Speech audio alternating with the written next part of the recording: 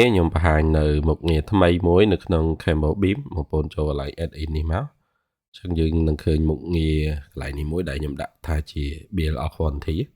ញ្ចឹងនៅក្នុងមុខងារហ្នឹងយើងមានគិតបរិមាណជាច្រើនដូចជាអញ្ចាំងសសរធ្នឹមកម្រាលខណ្ឌហើយថ្ងៃអនាគតខ្ញុំនឹងបន្ថែមឲ្យកាន់តែច្រើននឹងទៀតអានេះគឺជំនួយបងប្អូនដែលយើងធ្វើការនៅក្នុងការគិតបរិមាណប៉ានស្មានតម្លៃបណ្ដោះអាសន្ននៅការឋាននេះខ្ញុំអាចបើកទូរស័ព្ទមកអញ្ចឹងក្នុងនេះពេលបងប្អូនបើកបងប្អូនគឺចុចកន្លែងលើ foundation គ្រឹះហើយទីតាំងកន្លែងនេះបងប្អូនអាចធ្វើការដាក់ឈ្មោះហើយនឹងចំនួនឧទាហរណ៍ថាយើងមើលនៅលើប្លង់របស់យើងទៅប្រហែលជាប៉ុន្មានអញ្ចឹងឬក៏យើងគិតអានេះមិនមែនជាតម្លៃនេះទេគ្រាន់តែជាតម្លៃឡាំសាំព្រោះប្លង់វាអាចនឹងប្រែប្រួលទៅតាមស្ថានភាពជាក់ស្ដែងអញ្ចឹងកន្លែងនេះបងប្អូនដាក់ឈ្មោះឧទាហរណ៍ខ្ញុំដាក់ឈ្មោះ PC1 ជាងតាមមកយើងដាក់ចំនួនមកឧទាហរណ៍ខ្ញុំដាក់ចំនួន4អញ្ចឹងកន្លែងនេះទំហំវាឧទាហរណ៍ថាយើងទាញមកទំហំវា1ម៉ែត្រឧទាហរណ៍ខ្ញុំដាក់1.8ម៉ែត្រអញ្ចឹងគុណនឹង1.8ម៉ែត្រអូខេហើយកម្រាស់របស់វាខ្ញុំដាក់វាថា550អញ្ចឹងចាស់ហើយកម្រាស់ cover បេតុងវាអញ្ចឹងកម្រាស់វា display នៅទីតាំងនេះបងប្អូនហើយអញ្ចឹង cover ខ្ញុំគិតថាយើងយកអានេះដោយសារវាជាលក្ខខណ្ឌជាឡាំសាំអញ្ចឹងខ្ញុំមិនឲ្យវាដាក់ cover សងខាងឲ្យច្រើនពេកទេអញ្ចឹង cover 50មកតើបងប្អូននឹងឃើញតម្លៃនៃមៀតបេតុងជាមួយនឹងគីឡូដែកហើយជាមួយនឹងពុំតមកទៀតតម្លៃនេះដែករបស់យើងបងប្អូនអាចឧទាហរណ៍ខ្ញុំដាក់ខាងក្រោមអានេះគឺស្ទាប់ក្រោមអញ្ចឹង16ស្ទាប់លើខ្ញុំយក14ចាស់នេះស្ទាប់លើយក14តមកនេះខ្ញុំគិតថាខ្ញុំយកវា180ចាស់ចានេះខ្ញុំយកវានេះខ្ញុំយកវាមកបងប្អូនអាចចុចលើហ្នឹងដោយសារអញ្ចឹងកម្រិតមិញកម្រិតវា spacing វាយើងអាចចុចលើនេះបានដោយសារនេះខ្ញុំផ្លេចដាក់មុខងារ slide ទាញវាចូលអញ្ចឹងថាខ្ញុំយក180ហ្នឹងទៅក៏បានដែរនេះ150 100នេះយើងចុចលើវាអញ្ចឹងទៅអញ្ចឹងខ្ញុំយកវា180ចាស់កន្លែងកម្រិតវាតមកទៀតអាសាយបាជុំវិញនេះខ្ញុំយកវាថាតែ3ដើមបានហើយអញ្ចឹង3ដើមហើយយើងយកវាថាគេ12លីអញ្ចឹង3ដើម12លីអាហ្នឹងមានន័យជើងតាងយើងរៀបលើក្រោមតបនេះតម្លៃនៃបេតុងខ្ញុំយកថា75នឹងចាស់ហើយពុំ1ការ៉េ8រៀលរ៉ាត់យកដែកអញ្ចឹងទៅចាក់បេតុងការងារចាក់បេតុង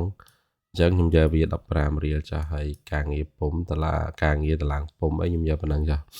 អញ្ចឹងវាបានលទ្ធផលហើយយើងចុច add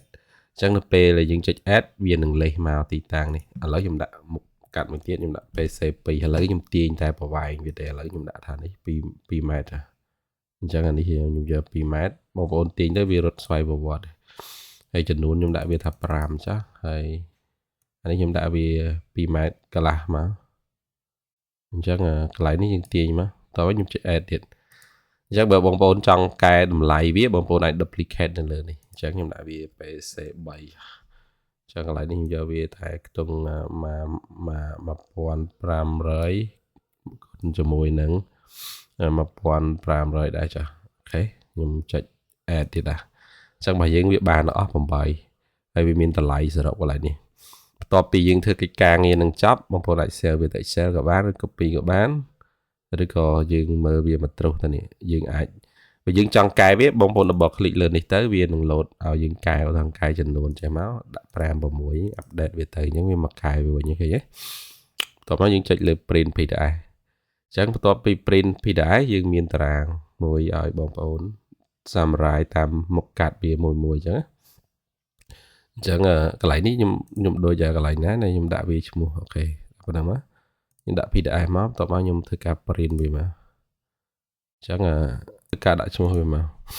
អញ្ចឹងខ្ញុំទៅបើកឲ្យបងប្អូនពី print មកយើងអាចចុះហត្ថលេខាឬក៏សញ្ញេបានអញ្ចឹងកន្លែងនេះខ្ញុំមានទុកកន្លែងឲ្យយើងចុះហត្ថលេខាយើងសញ្ញេអញ្ចឹងមកអញ្ចឹងអានេះដូចអ្នកត្រួតពិនិត្យអ្នករៀបចំអញ្ចឹងយើងអាចសញ្ញេវាមួយអញ្ចឹងមកអញ្ចឹងទៅគេ approve អញ្ចឹងអូខេដល់មករួចរាល់ហើយយើងអាចមើលបានបងប្អូនអាចធ្វើតេស្តនៅលើទូរស័ព្ទបាននៅក្នុងហ្នឹងគឺវាឲ្យចំនួនឲ្យបងប្អូនហើយមកកាត់ដែកនេះមកកាត់ដែកកម្រិតឲ្យយើងចំនួនជើងតាំងហើយជាមួយនឹង ការតូតានៅតម្លៃសរុបមួយចំនួនឲ្យបងប្អូនឃើញអានេះចំនួនវាអានេះប្រភេទនេះក៏ខ្ញុំដាក់ឈ្មោះទេគាត់ពេលយើងធ្វើតេស្តមកយើងអាចនេះកែសម្រួលខ្លះទៅឬ copy ទិន្នន័យទៅប្រើនេះមិនមែនជាតម្លៃសក្តិ 100% ទេជាទូទៅពាក្យថាប៉ានស្មានតម្លៃគម្រោងវាអាចថា 100% ត្រូវគឺ 100% ខុសទេបាទអរគុណ